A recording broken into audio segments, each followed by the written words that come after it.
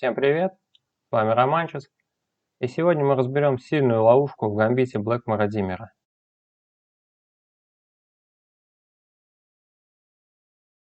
С помощью этой ловушки вы сможете одержать много побед на любительском уровне. Так, напомню, гамбит Блэкмора Диммера начинается с ходами d4, d5, e4, de, то есть так же, как и гамбит Блэкмора. Кстати, видео по гамбиту Блэкмора вы можете посмотреть в правом верхнем углу. На третьем ходу следует конь c3. Эмиль Диммер предложил этот ход, чтобы усилить гамбит Блэкмора. Черные защищаются конь f6 и f3. Черные забирают эту пешку. Забирая ферзем на f3, мы жертвуем уже вторую пешку d4. Черные забирают на d4. Вообще любителям, а особенно новичкам, пешки в дебюте кажутся особенно вкусными. Поэтому вполне логично, что после слон e3 ферзь отходит на b4 и присматривается к пешке на b2, потому что у нас сезон охоты на пешек все еще открыт. Тогда белые отвечают 3-0, защищают эту пешку и захватывают ладьей открытую линию d, что немаловажно. И следует у нас гром среди ясного неба. Черные отвечают слон g4. Сейчас белые пожертвовали в дебюте две пешки. Кроме того, слон забирает нашу ладью, они отдают еще и качество, то есть кажется, что вообще позиция у белых проиграна. Но находится сильнейшее продолжение, это конь b5, после чего выясняется, если черные принимают нашего ферзя, то следует мат, конь c7.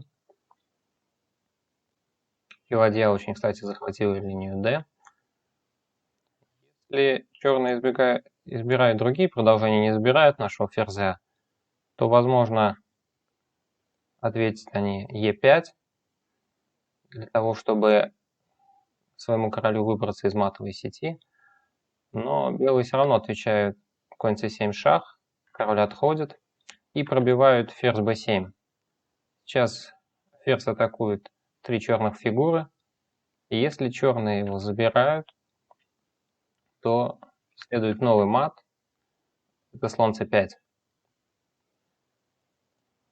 Также черные могут ответить защитой пункта c7, конь a6.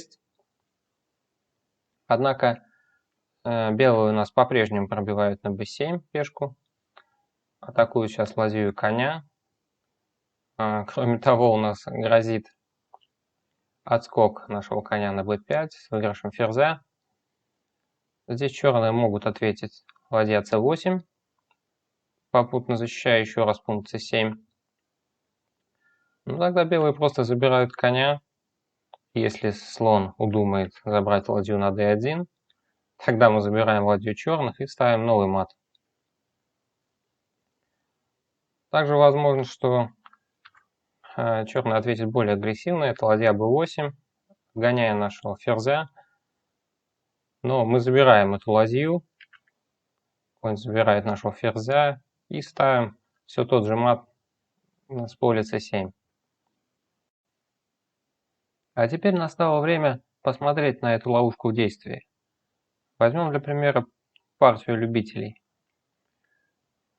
Белые начинают e4, и черные отвечают d5, приглашая белых в скандинавскую защиту.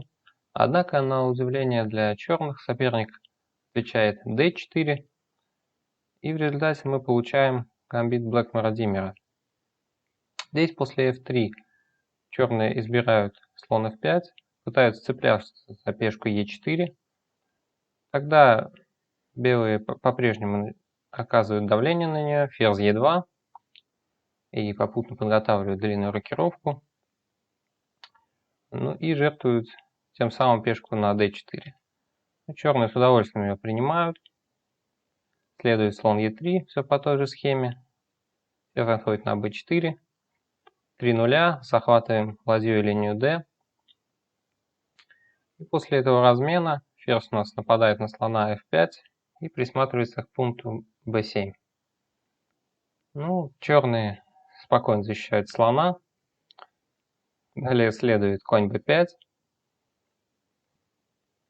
И после слон e4 черные получают тот же мат конь c7.